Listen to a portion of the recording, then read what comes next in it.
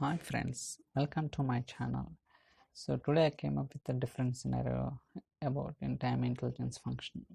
Okay, so please try to watch all my previous videos so that you'll get more understanding different examples and different scenarios how I am doing and all. Okay, let's go to the Power BI desktop. There you can understand the today's video demo. So already I have designed the report for timing.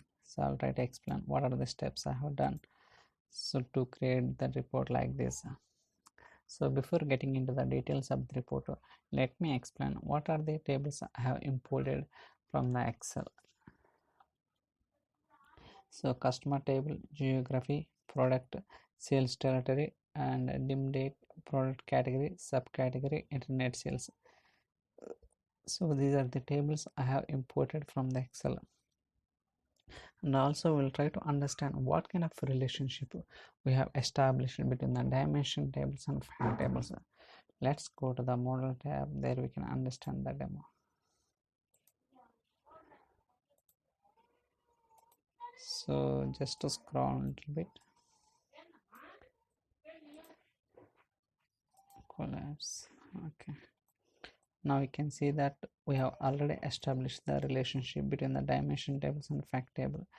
For example, if you place the mouse over here, so you'll get some kind of color getting highlighted. So it means that based on this key, we have established the relationship between the dimension tables and fact tables. Right, likewise I have established remaining tables also.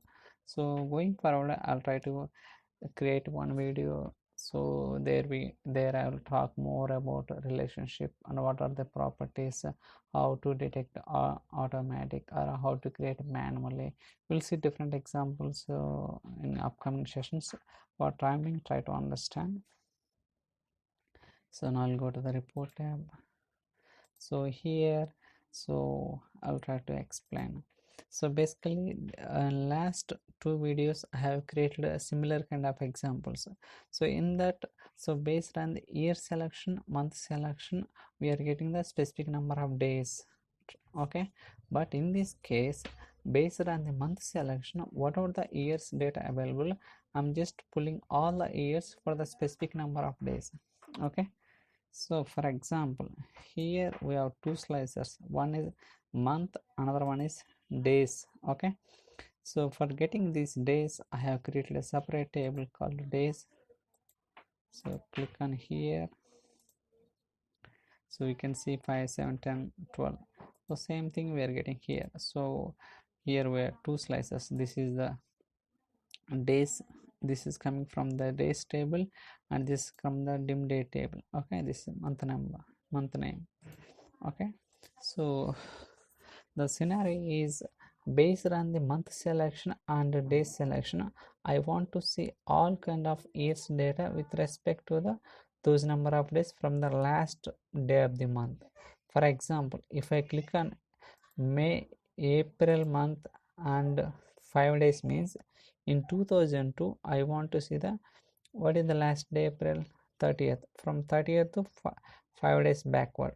Okay, in 2003 also, in 2004 also.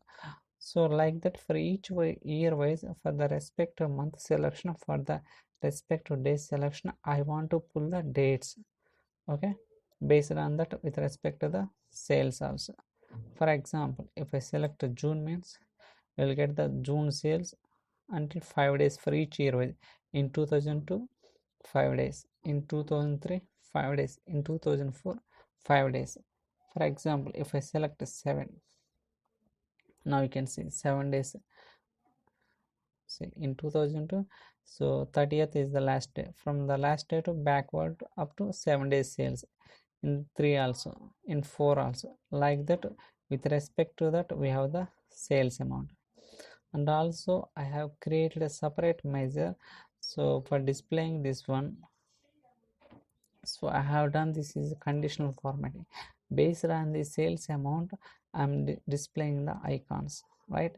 If the sales are not below 500, means some kind of symbol. If it is 500 to 1000, means some kind of symbol. Likewise, I have written the conditional formatting. So I'll try to go through the methods also what have getting these values like this. Okay, so for that I'll go through demo tab here, day sales. Let's try to zoom it. So here I have created three variables. One is year variable, another one is days variable, another one is max day of the year variable. Okay, so based on the selection year and month, see number of days, we are getting this one, right? So here I'm calculating the max day of the year and finally written by using the filter function on that. Okay, so when it comes to conditional formatting, I'll try to show that also. Go to the conditional formatting, click on icon, so it's opening.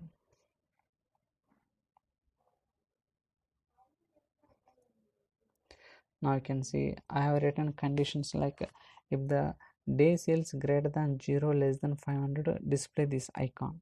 If it is greater than 500 less than 1000 means display this one.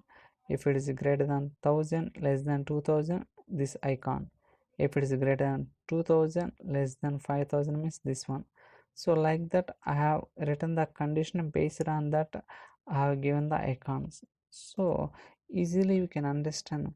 For example, if I click on the April sales, April month, 5 days sales. So in each year wise we are getting the 5 days sales. In 2002 5 days, in 2003 5 days, in 2004 5 days. So based on the sales amount we are getting the icon symbols. So in this, in 2003 it's performing somewhat better compared to this days, but in 2004 we have good amount of sales each day wise.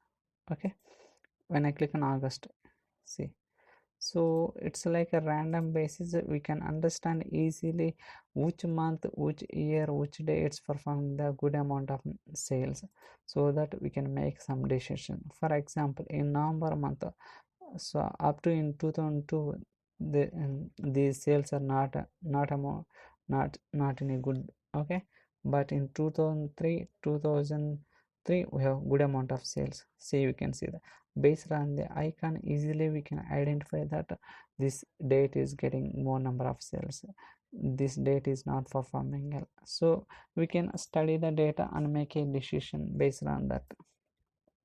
So likewise I have designed the report. So that's all for today's video. I hope we like this video. If you have any questions or queries, you can send me an email or drop your comments in the comment section, so that I'll try to reply as soon as possible. So stay tuned for other videos. If you like this video, please subscribe, share and like. Thank you so much for watching.